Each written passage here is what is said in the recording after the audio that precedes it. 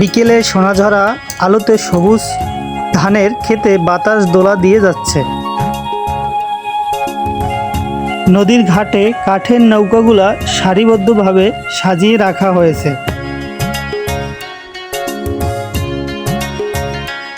নৌকার গালুয়েতে শান্ত মুখে বসে আছেন একজন প্রাণবীন মাঝি। গলায় তার গামছা বাতা, হাতে কাঠের বৈঠা। তিনি দূরে দিগন্তর দিকে তাকিয়ে বসে আছে, যেন বছরের পর বছর নদীর বুকে বয়ে যাওয়া হাজারো জীবনের গল্পের নিবিড় সাক্ষী।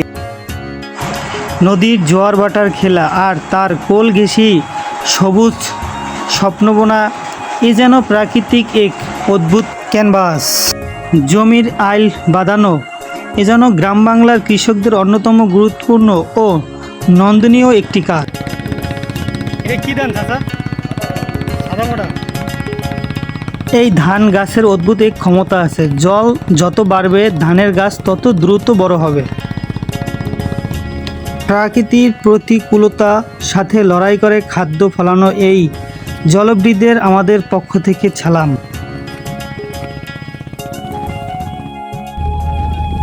কিছুক্ষণ পরে আবার মাঝিকে বললাম, মাঝি, শুধু নৌকা বাইলেই হবে, গানও তো গাইতে হবে।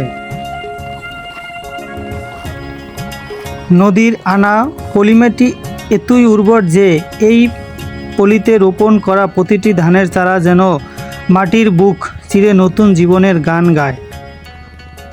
একদিকে নদী ভাঙনের ভয়, অন্যদিকে সোনার ফসল ফলানো তীব্র গণিত। প্রকৃতির সাথে লড়াই করে বেঁচে থাকার নামই তো বাংলার কৃষি। চাচাকে জিজ্ঞেস করলাম, চাচা এগুলো কোথায় নেবেন?